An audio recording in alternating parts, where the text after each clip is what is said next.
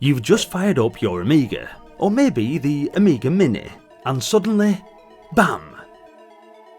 A red rectangle of doom flashes on screen with a cryptic message.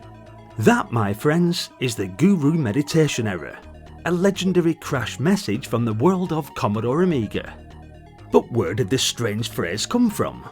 Well, it all began with a foot-operated joystick called the Joyboard. This thing was meant to revolutionise gaming. Think yoga meets epics. You'd stand or sit on it and control the game using balance. Brilliant idea, in theory.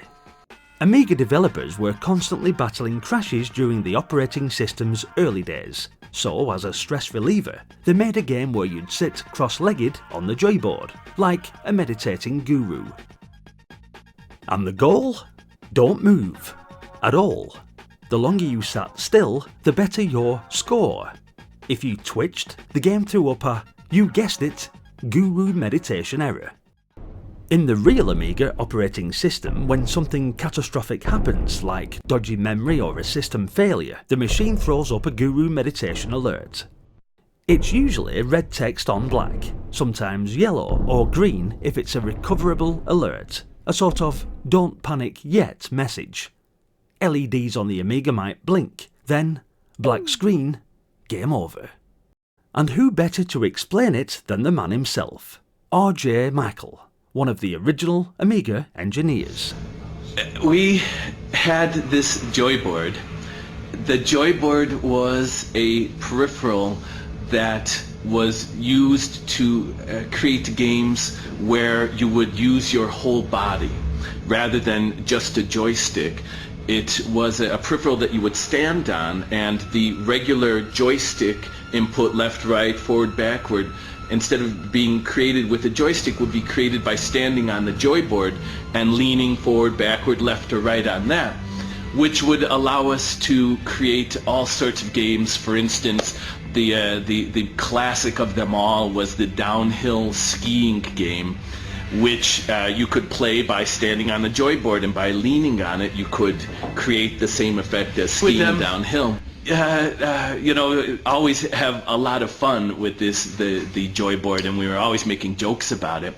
And one of the jokes that we made was that we would use this board when we were working on the Amiga. We would use it to calm ourselves by playing a game that we then said someday we're going to publish and make available to everyone.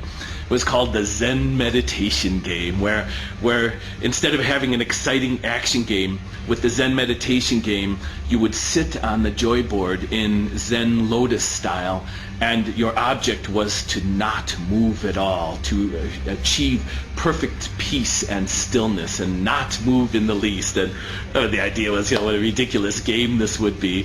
We said that you would get bonus points if you reached a state of nirvana while playing the game. But the fun thing about it was that was originally the joke, the Zen Meditation game.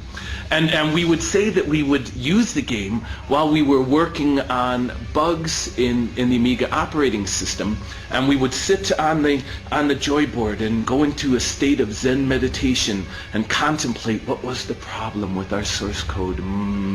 We would meditate upon it. And this turned into the Guru Meditation number that was the thing that you would see whenever the Amiga would crash. It was the evolution of one idea to the next. That crashed Amiga Guru Meditation number came from all of that. And a little interesting bit of trivia. At the time, before Amiga, my favorite CPU was the 6809, which was the CPU that we had used at Williams. And the Guru Meditation number, when that error would come up, as you might remember, some of you have probably seen it very recently, would be all of a sudden the screen would drop down and there'd be a red border that would blink on and off while the text was displayed in the middle.